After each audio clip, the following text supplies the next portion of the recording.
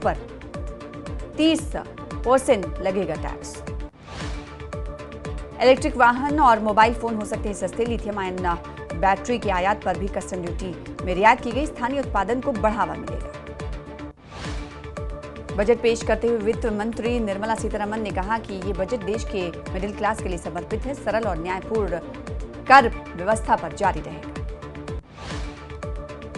वित्त मंत्री निर्मला सीतारमण ने कहा, बजट का लक्ष्य तेज विकास को बढ़ावा देना है और समावेशी विकास सुनिश्चित करना है। किसानों के लिए बजट में बड़े ऐलान किए गए। वित्त मंत्री ने पीएम धन ध्यान कृषि योजना का ऐलान किया। 100 जिलों में कम उत्पादन और कम क्रेडिट वाले किसानों को अब लाभ मिलेगा। 1.7 करोड़ किसान इससे लाभान्वित हुए। देश के करोड़ों किसानों के लिए बजट में ऐलान किया गया। किसानों की जो क्रेडिट कार्ड की लिमिट थी उसे 3 लाख से बढ़ाकर 5 लाख रुपए कर दी गई। स्टार्टअप्स के लिए बजट में खुशखबरी। वित्त मंत्री निर्मला सीतारमण ने स्टार्टअप्स के लिए नए 10,000 करोड़ रुपए की फंड की घोषणा की। 5 लाख महिला और अनुसूचित जाति और अनुसूचित जनजाति के पहले बार उद्यमिता करने वालों के लिए भी शुरू की गई है नई योजना। बजट में एआई को भी बढ़ावा मिला है। वित्त मंत्री निर्मला सीतारमण ने 500 करोड़ रुपए के बजट के साथ एआई शिक्षा के लिए सेंटर ऑफ एक्सीलेंस स्थापित करने की घोषणा की। और मेडिकल कॉलेजों में बढ़ेंगे सीट। वित्त मंत्री निर्मला सीतारमण ने अगले साल मेडिकल कॉलेजों में 10,000 अतिरिक्त सीटें जोड़ने की घोषणा की है। साथ ही 5 सालों में 75,000 सीटें जोड़ने का भी वादा किया है। सरकारी स्कूलों और अस्पतालों में मिलेगी इंटरनेट कनेक्टिविटी। वित्त मंत्री निर्मला सीतारमण ने सभी माध्यमिक सरकारी स्कूलों और अस्पतालों में इंटरनेट कनेक्टिविटी देने की घोषणा की। उड़ान योजना में जुड़ेंगे नए गंतव्य। वित्त मंत्री निर्मला सीतारमण ने उड़ान योजना को 120 और नए गंतव्यों तक विस्तार करने की घोषणा की। फाइनेंस मिनिस्टर ने इंडिया पोस्ट को 1.5 लाख ग्रामीण डाकघरों के साथ एक बड़े लॉजिस्टिक नेटवर्क में बदलने की घोषणा की है। इसके साथ ही असम में 12.7 लाख टन क्षमता वाला यूरिया प्लांट किया जाएगा स्थापित। फाइनेंस मिनिस्टर निर्मला सीतारमण ने की घोषणा। केंद्र सरकार अगले हफ्ते पेश करेगी नया आयकर विधेयक। बजट 2025 में बीमा क्षेत्र में एफडीआई सीमा बढ़ाई गई है और फाइनेंस मिनिस्टर निर्मला सीतारमण ने इसकी घोषणा की है। एफडीआई सीमा अब 74% से बढ़ाकर की गई है 100%। बजट में यूथ और महिलाओं पर भी फोकस। सक्षम आंगनवाड़ी और पोषण 2.0 करेंगे लॉन्च। छोटे उद्योगों को विशेष क्रेडिट कार्ड्स। पहले साल 10 लाख कार्ड जारी होंगे। बजट में बड़ा ऐलान ये कि जीवन रक्षक दवाएं सस्ती होंगी। कैंसर की दवाएं अब सस्ती होंगी। वित्त वर्ष में 200 डे केयर कैंसर केंद्र खोले जाएंगे। सरकारी अस्पतालों में डे केयर कैंसर केंद्र होंगे। बजट में बड़ा ऐलान। बुनकरों के लिए बुने कपड़े अब सस्ते होंगे। कपड़ा उद्योग को मिलेगा बढ़ावा। स्टार्टअप्स के लिए 10 करोड़ से बढ़ाकर 20 करोड़ लोन। स्टार्टअप के लिए लोन गारंटी शुल्क कम होगा। आईआईटी की क्षमता को बढ़ाने की तैयारी। आईआईटी में छात्रावास का विस्तार किया जाएगा। पीएम स्वनिधि से 68 लाख लोगों को फायदा मिलेगा। वित्त मंत्री ने कहा, हमारी सरकार शहरी गरीबों और कमजोर समूहों को सहायता प्रदान करने के लिए काम कर रही है। बिहार के मखाना किसानों को आगे बढ़ाया जाएगा। मखाना बोर्ड का किया जाएगा गठन। वित्त मंत्री निर्मला सीतारमण के बजट में इनकम टैक्स के ऐलान पर मिडिल क्लास के लोग खुश। प्रधानमंत्री मोदी ने भी बजट की तारीफ की। पीएम मोदी ने कहा कि इस बार का बजट बहुत अच्छा। हर कोई कर रहा है बजट की तारीफ। आम बजट को लेकर हरियाणा के मुख्यमंत्री सीएम सैनी ने बताया, इसे शानदार कहा। आम आदमी का बजट किसान, गरीब और नारी सशक्तिकरण पर किया गया है फोकस। केंद्रीय मंत्री ने शिवराज सिंह चौहान ने बजट पर प्रतिक्रिया दी। कहा, ये आत्मनिर्भर भारत का बजट में कृषि और किसानों के कल्याण पर सर्वोच्च ध्यान दिया गया।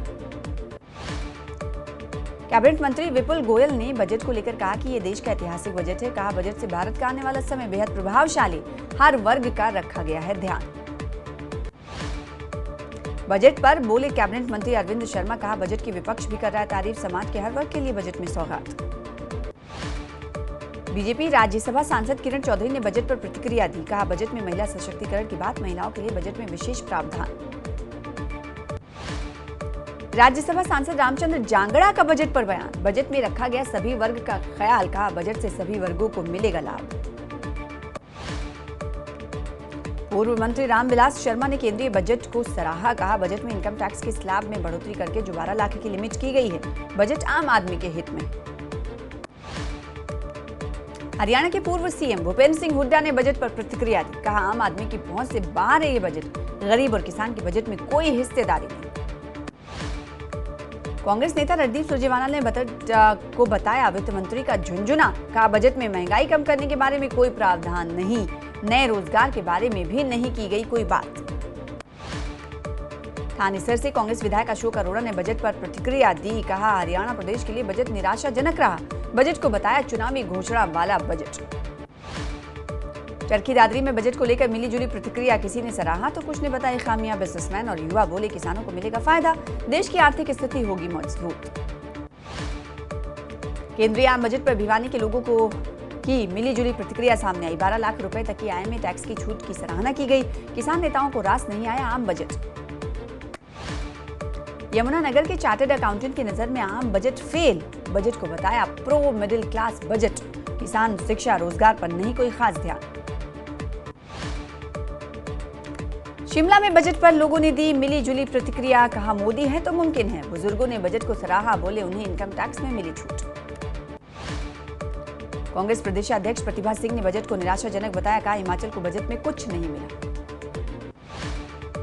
केंद्रीय बजट पर शिमला की बागवानों की राय, किसान सम्मान निधि में बढ़ोतरी न होने से जताई निराशा, कहा किसान क्रेडिट कार्ड पर कर्ज की सीमा में बढ़ोतरी से किसानों पर बढ़ेगा कर्ज। नूह की जनता ने आम बजट का किया स्वागत, कैंसर केंद्र खोलने की पहल पर सरकार की सराहना की, किसानों के लिए बजट में क्या खास, कही बात।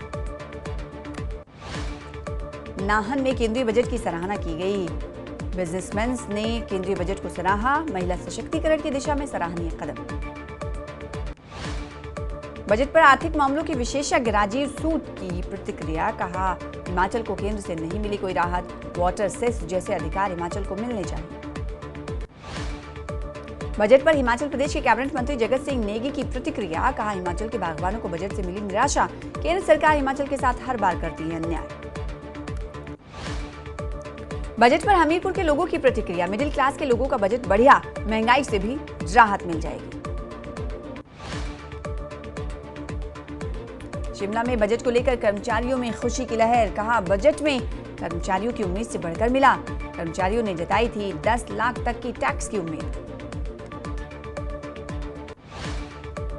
पूर्व विधायक सतपाल रायजादा ने केंद्र सरकार के बजट को बताया आंकड़ों का मायाजाल, कहा हिमाचल को नहीं मिला बजट में स्थान।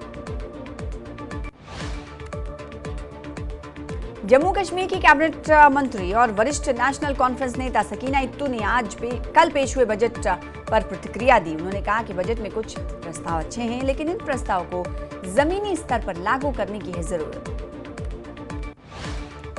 बीजेपी के वरिष्ठ प्रवक्ता अल्ताफ ठाकुर ने बजट की सराहना करते हुए इसे गरीब और मध्यम वर्ग समर्थक बजट बताया। उन्होंने वित्त मंत्री निर्मला सीतारमण और प्रधानमंत्री मोदी का आभार व्यक्त किया और बजट के 2 प्रमुख पहलुओं की सराहना की। नेशनल कॉन्फ्रेंस के नेता और मुख्य प्रवक्ता तनवीर सादिक ने बजट में 7 लाख से 12 लाख तक टैक्स स्लैब बढ़ाने पर खुशी जताई।